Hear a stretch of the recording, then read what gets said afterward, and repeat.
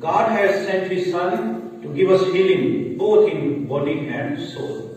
इसका अनुवाद यूं हुआ कि खुदा ने अपने बेटे को इसलिए भेजा ताकि वो हमें जिस्मानी और रूहानी चंगाई प्रदान करे। आज हम इसी थीम को लेकर खुदा के कलाम में गौर करेंगे कि प्रभु का वचन हमें इसके लिए क्या बताता है।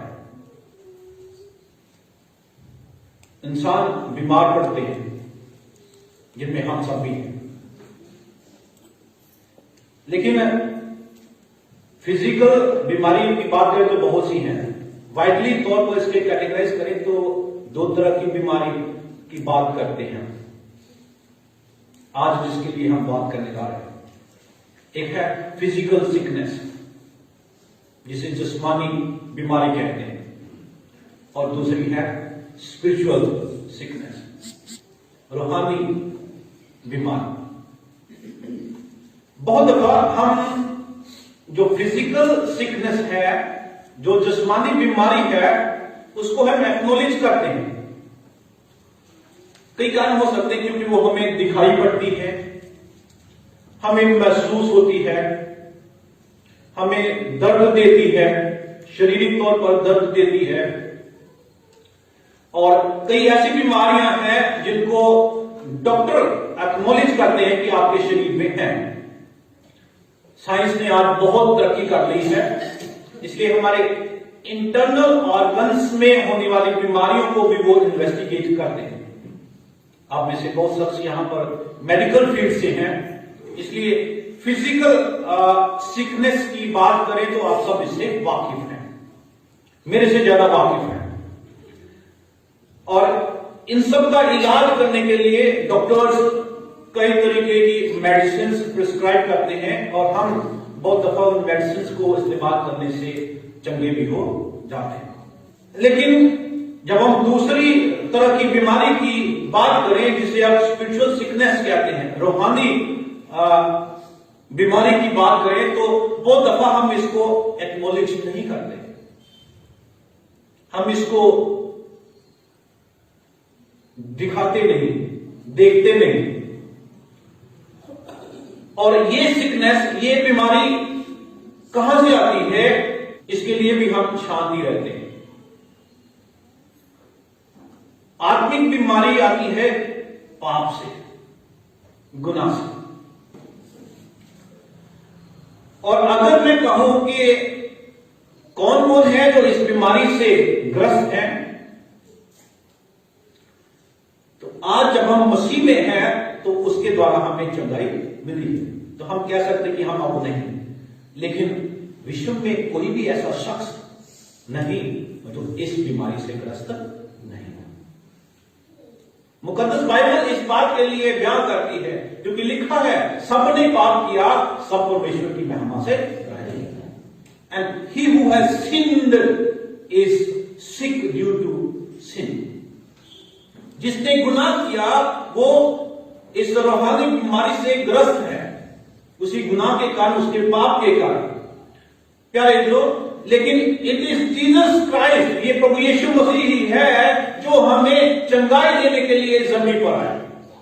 जब मैंने ये वाक्य कहा तो इसमें मैंने सिर्फ रूहानी चंगाई की बात नहीं करी, इसमें मैंने जिस्मानी चंगाई की भी बात करी। प्यारे जो, Our God is concerned about our well-being. खुदा हमारी स्वस्थता की ध्यान रखता है, और उसे सिर्फ रूहानी तंदुरुस्ती ही नहीं, लेकिन वो जिस्मानी ताकत और तंदुरुस्ती भी उसी की ओर से आती है। प्यारे जो, आज हम इसी पर गौर करते खुदा के कलाम की ओर ध्यान करेंगे। मुकद्दस बाइबल में से आज हमने अंजील मुकद्दस से जो पाठ पढ़ा, संत मरकस ने अपनी अंजील के दूसरे अध्याय की 13 आयत से आगे इस बात को बयान किया। प्रभु यीशु मसीह के सेवकाई के शुरुआती दिन थे, और खुदावंद यीशु मसीह अपने चेलों को अपने पीछे बुला रहे थे। जिस वर्ष में से हमने पढ़ा उसमें लिखा, यीशु फिर निकलकर झील के किनारे गया और सारी भीड़ उसके पीछे हो गई, और वह उन्हें उपदेश देने लगा। प्रभु यीशु मसीह बड़े साइंटिफिक तरीकों को इस्तेमाल करते थे। आज बिग गैदरिंग्स को एड्रेस करना हो तो हमें माइक की जरूरत पड़ती है, साउंड सिस्टम बहुत बड़े लगाने पड़ते हैं ताकि सब तक आवाज पहुंच सके। खुदावंद यीशु मसीह के समय में कहां थे? But he used scientific methods. उसको पता था पानी जब शांत होगा उसके ऊपर से आवाज जब जाएगी तो ये सब लोगों तक पहुंचने पाएगा। इसलिए वो झील के किनारे ही अक्सर बड़ी भीड़ को एड्रेस किया करता था। कई दफा तो वो झील में अपनी नाव उतार लेता था और किनारे से हट जाता था ताकि जब वो बोले भीड़ सारी सुन रही कि कानों तक मेरी बात पहुंचे। आगे लिखा, जाते हुए उसने हलफई के पुत्र लेवी को चुंगी की चौकी पर बैठे देखा। अब हलफई का पुत्र लेवी घराने में से था, इसलिए उसको लेवी लिखा गया। अब लेवी का ये कौन है? मत्ती। मत्ती को चुंगी के चौकी पर बैठा था और खुदावंद यीशु मसीह ने उससे कहा, मेरे पीछे हो ले। खुदावंद यीशु मसीह की ये आवाज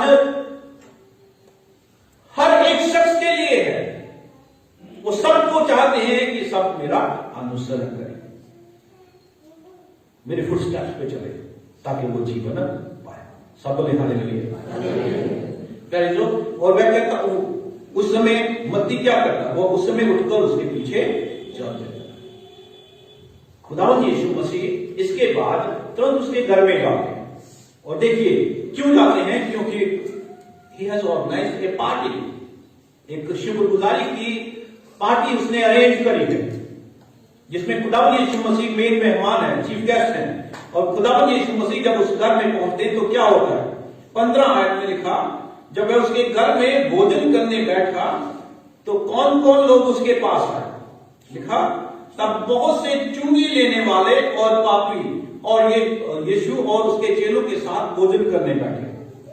पहले जो उस समय जब संदर्भ में देखे तो चुंगी लेने वालों को यहूदी लोग बहुत नफरत करते थे। और क्यों नफरत करते थे? क्योंकि यहूदी उस समय रोमी साम्राज्य के अंतर्गत थे, उनकी गुलामी में थे। और रोमी साम्राज्य ने बहुत से टैक्स लगा रखे थे और उन टैक्स को कलेक्शन का काम ये चुंगी लेने वाले करते थे। यहूदी रोमियों से तंग थे, इसलिए ये चुंगी लेने वालों से भी तंग थे। दूसरा, ये चुंगी लेने वाले, टैक्स लेने वाले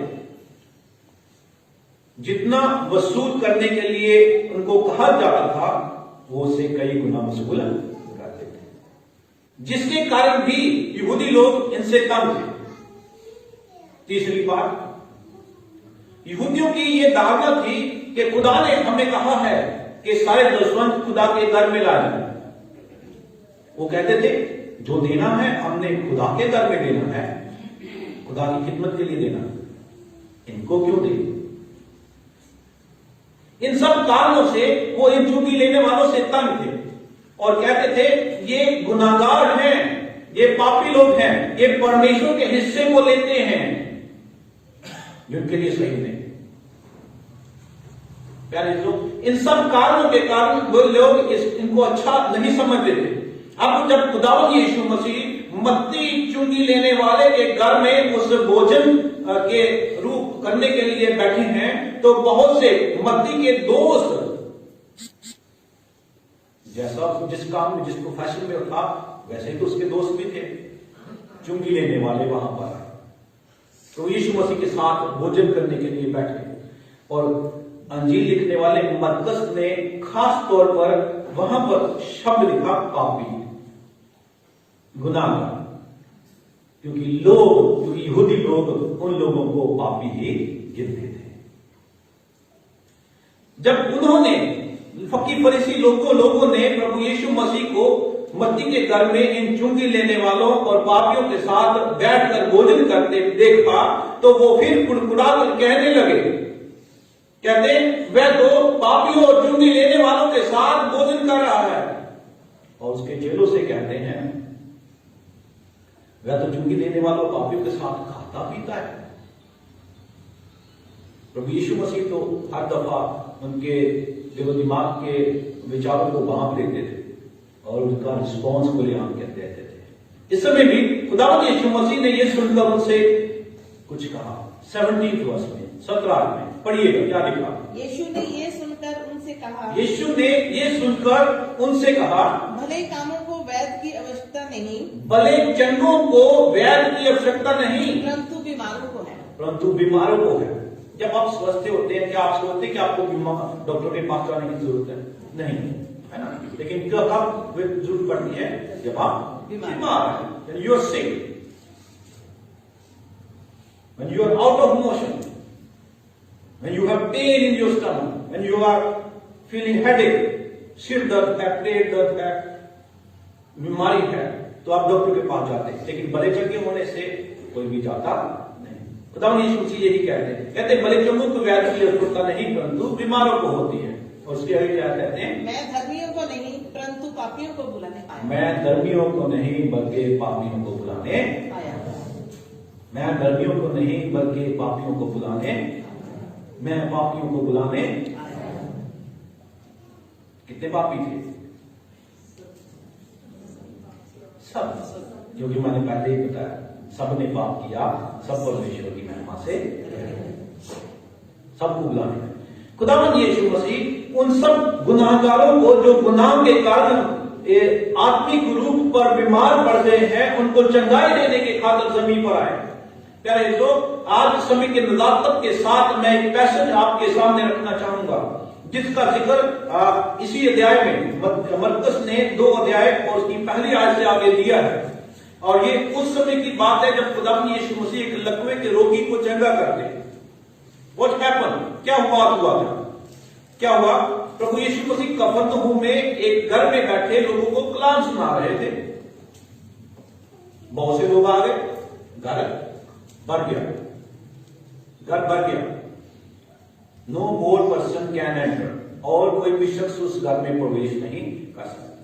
लेकिन 4 शख्स ऐसे थे जिन्होंने इस बात पर विश्वास किया कि यहां पर एक लकवे का रोगी है, यदि हम इसको प्रभु यीशु मसीह के पास ले जाएं तो वो उसे चंगा कर सकता है। अब वो उसको खाट पर, चारपाई पर लिटाकर उठाकर वहां पर लेकर आते हैं। लेकिन क्या हुआ? अब भीड़ है, प्रभु यीशु मसीह के पास जाना संभव नहीं। उन्होंने क्या किया? छत खोल दी। कहते कुछ पाने के लिए कुछ करना भी पड़ता है। We have to put our efforts to gain something. कुछ उपाय करना है। उपाय क्या किया? छत खोले और ठीक खुदावंद यीशु मसीह के सामने चारपाई उतार दिए। जब लकवे के रोगी की चारपाई खुदावंद यीशु मसीह के सामने रखी गई तो खुदावंद यीशु मसीह ने क्या किया? क्या उन्होंने उसी समय उस पर हाथ रखा और कहा चंगा हो जाए? नो। प्यारे दोस्तों, खुदावंद यीशु मसीह ने उन 4 शख्सों के विश्वास को देखा था कि उन्होंने विश्वास किया। लेकिन 5th वर्स सेज, 5वीं आयत कहती है, यीशु ने उनका विश्वास देखकर उस लकवे के रोगी से कहा, क्या कहा? हे पुत्र, तेरे पाप क्षमा हुए। मैं अक्सर कलाम सुनाते इस बात को कहा करता था कि एक भूखे को किसी ने बुझारत पूछी तो उसने उसका जवाब क्या दिया? रोटी। उसको तो रोटी, भूखे को तो रोटी चाहिए ना। अब यहां पर जब ये लिखा है तो इसको गुनाह माफी से क्या मतलब? इसको तो चंगाई चाहिए। But God is concerned about your physical as well spiritual health. परमेश्वर आपकी जिस्मानी तंदुरुस्ती के लिए भी उतना ही चिंतित है जितना रूहानी तंदुरुस्ती के लिए चिंतित है। खुदावंद यीशु मसीह का जमीन पर आना न सिर्फ हमारी जिस्मानी तंदुरुस्ती के लिए बल्कि आत्मिक तंदुरुस्ती के लिए भी है। खुदावंद यीशु मसीह जानते थे कि इस शख्स का पहले आत्मिक तौर पर चंगा होना जरूरी है। इसीलिए खुदावंद यीशु मसीह ने उससे कहा, ऐ बेटे तेरे पाप क्षमा हो। ऐ बेटे तेरे पाप क्षमा हो। यार जो आज जब हम यहां पर बैठे हैं, हम अपनी रूहानी तंदुरुस्ती के लिए क्या विचार रखते हैं? our sins forgiven, that we are spiritually healthy? क्या हमारे गुनाह क्षमा कर दिए गए हैं कि हम आत्मिक रूप से चंगे हैं? Until and unless our sins are forgiven, we are spiritually sick. जब तक हमारे गुनाह माफ नहीं कर दिए जाते, हम आत्मिक रूप से बीमार रहते हैं। लेकिन आत्मिक रूप से चंगाई पाने के लिए हमें खुदा यीशु मसीह के पास आना पड़ता है। सब बोले हालेलुया।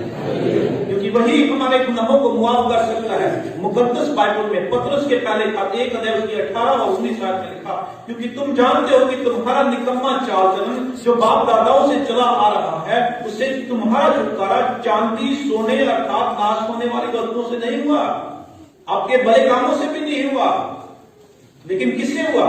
पर निर्दोष और निष्कलंक मेमने अर्थात मसीह के बहुमूल्य लहू के द्वारा हुआ। It is the blood of Jesus Christ that cleanses us from all sins. ये प्रभु यीशु मसीह का पवित्र लहू है जो हमें सब गुनाहों से धोता है, शुद्ध करता है। वही हमें आत्मिक चंगाई देते हैं। पूरा का पहला खत उसका पहले अध्याय उसकी 9 आयत में भी कहा गया, यदि हम अपने पापों को मान लें तो वह हमारे पापों को क्षमा करने और हमें सब अधर्म से शुद्ध करने में विश्वास योग्य और धर्मी है। वही हमें शुद्ध करता है।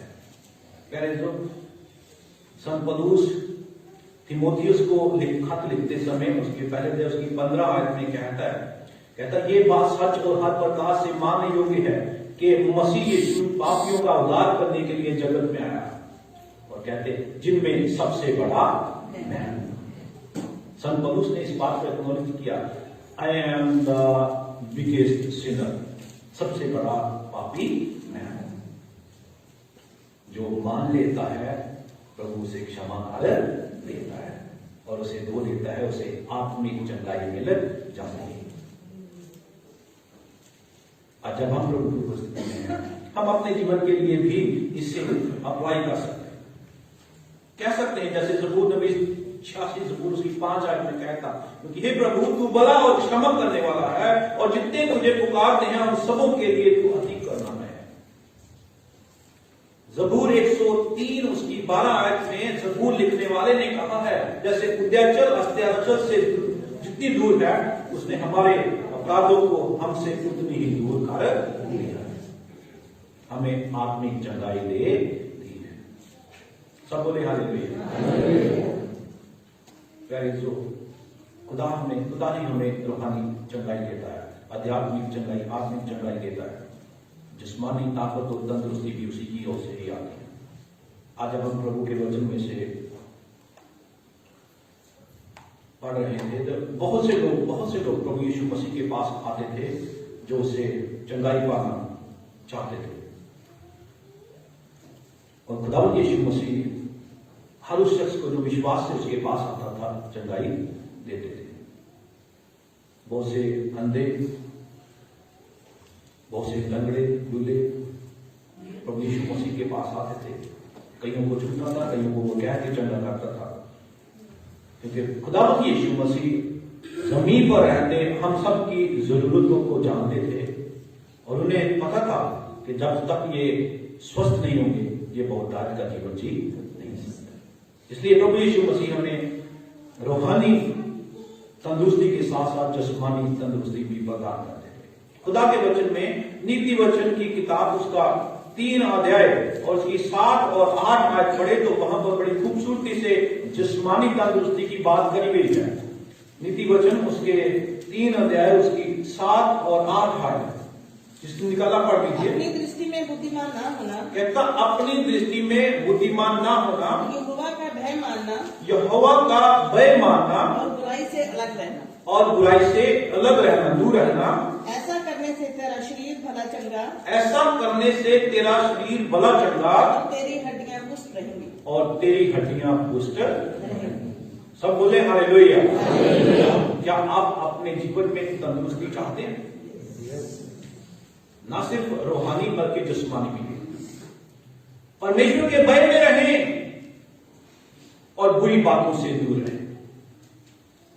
और आज के समय में बुरी बातें कौन सी हैं?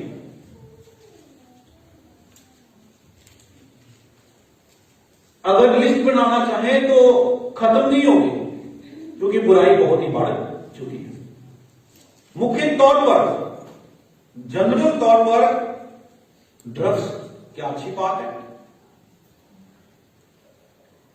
जो घरों को उजाड़ देती है।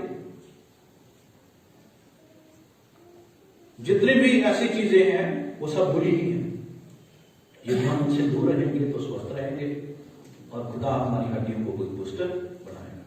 कह जो आज इस समय जब हम लोग की उपस्थिति में है, परमेश्वर कलाम हमें इसी बात के लिए प्रेरित करता है। खुदा यीशु मसीह बड़े खूबसूरत लफ्जों में बयान करते हैं कि बड़े जनों को बैठ की जरूरत नहीं, बल्कि बीमारों को होती है। मैं धर्मियों को नहीं बल्कि गुनाहगारों को बचाने का। लूका की इंजील 19 अध्याय और उसकी 9 आयत में भी खुदा यीशु मसीह यूं ही बयान करते हैं। 19 अध्याय उसकी 9 आयत में, तब यीशु ने उससे कहा, आज इस घर में उद्धार आया है, इसलिए कि ये भी अब्राहम का एक पुत्र है। 10वीं आयत, क्योंकि मनुष्य का पुत्र खोए हुओं को ढूंढने और उनका उद्धार करने आया। क्योंकि मनुष्य का पुत्र खोए हुओं को ढूंढने और उनका उद्धार करने आया है।